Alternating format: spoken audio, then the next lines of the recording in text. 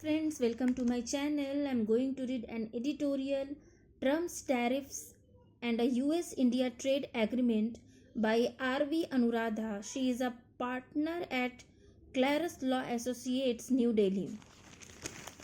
At the end of the day, it was not the big fight between nations but a case brought by five small US businesses that presented the biggest challenge yet to US President Donald Trump's sweeping tariffs.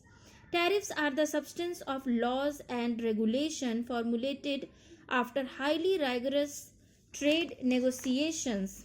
The binding of tariffs through schedules of commitments in trade agreements offers much needed certainty and predictability to businesses trading across borders, which is why Mr. Trump's sweeping tariffs 10% to 135% over 100 countries worldwide were a stunning repudiation of the rules of trade. That it is also extended to the barren Arctic marine reserves of Heard and McDonald Islands, uninhabited by humans, just highlighted the irony of a bizarre executive order. This sweeping executive action also appended the fundamental principle of separation of powers between the three branches of government: the legislature, the executive, and the judiciary, which lie at the heart of any democratic constitutional framework. That such an exercise of executive authority could happen without any checks and balances in the US, widely regarded as among the modern world's oldest democracies with a strong constitutional framework, was another point of reckoning.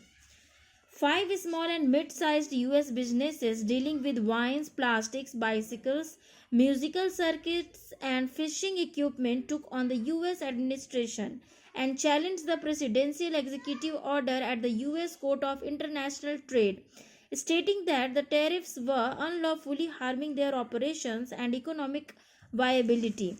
A closer look at trade deficits. The Trump administration argued that the tariffs were necessary to address the national emergency created by US trade deficits with all countries worldwide.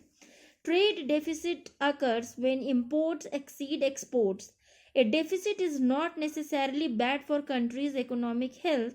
It only demonstrates the availability of consumer wealth to purchase imported goods. In any event, the US administration bizarrely did not account for US export of services in its calculation. For example, the US has cited the $44 billion trade deficit with India.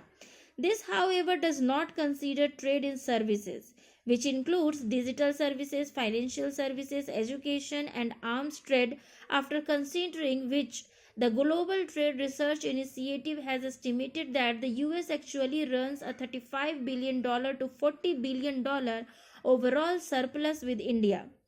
The USCIT, in its judgment dated May 28, 2025, ruled that the worldwide and retaliatory tariffs exceeded any authority under law. The court cautioned against the blatant and overarching use of national emergency powers by the president. It noted that the mere incantation of national emergency cannot sound the death knell of the Constitution, and additionally cannot enable the president to rewrite tariff commitments in international agreements.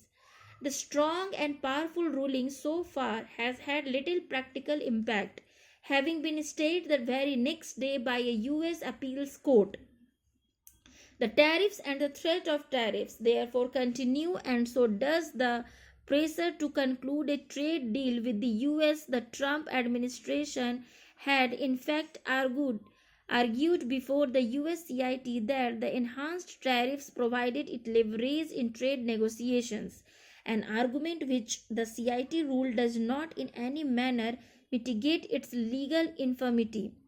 More egregious US executive action are promised as part of the Trump One Big Beautiful Bill, a proposed omnibus law which would reportedly also grant the executive immunity from enforcement of judicial orders.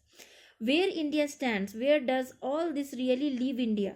The governments of both countries have been indicating an early conclusion of a trade agreement before the US threat of the July 8 deadline. Despite ongoing negotiations, the US has enhanced its existing punitive tariffs of 25% on steel and 10% on aluminium imports in force since Mr. Trump's first term to 50% on both. Pursuant to complaints initiated at the World Trade Organization by Switzerland, Norway, China, and Turkey, but WTA panels had ruled in 2022 that the tariffs imposed during Mr. Trump's first term do not meet the proposed justification of national security. India too had initiated a WTO dispute but withdrew this on the basis of a mutually agreed solution with the US in 2023. That mutual solution clearly did not prevent Trump administration extending the new 50% tariffs on steel and aluminium to India as well.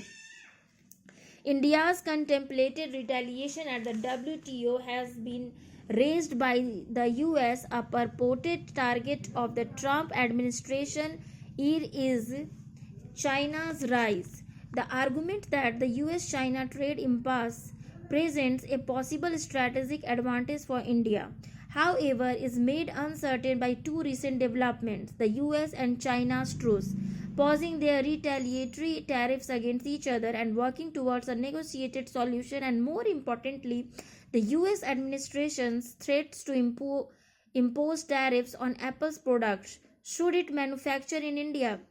Mr. Trump's transactional approach also indicates that there is no guarantee that the US will intervene in India's favor should there be a military standoff with China. The path ahead in any trade agreement with the US, therefore, a careful balancing of India's interests is paramount. Any deal would need to ensure the removal of all additional tariffs on India's exports.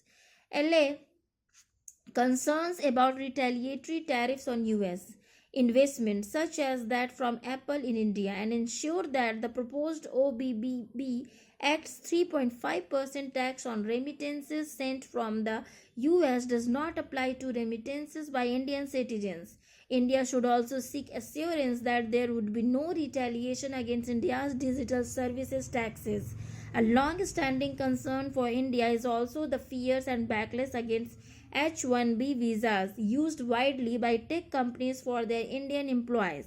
It is critical for a trade deal to address the issue of visas required for services trade. It is equally important for both sides to iron out the delivery of cross-border trade in services, which includes aspects relating to data flows and their regulation.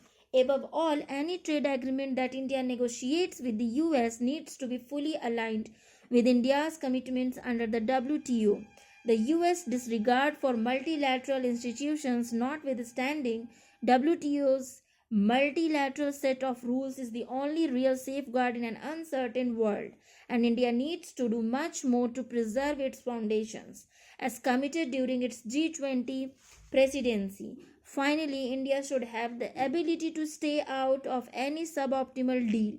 Mr. Trump's tariffs, while painful, are likely to have a short lifespan, with the biggest challenge emerging from within the US itself. Thank you for listening.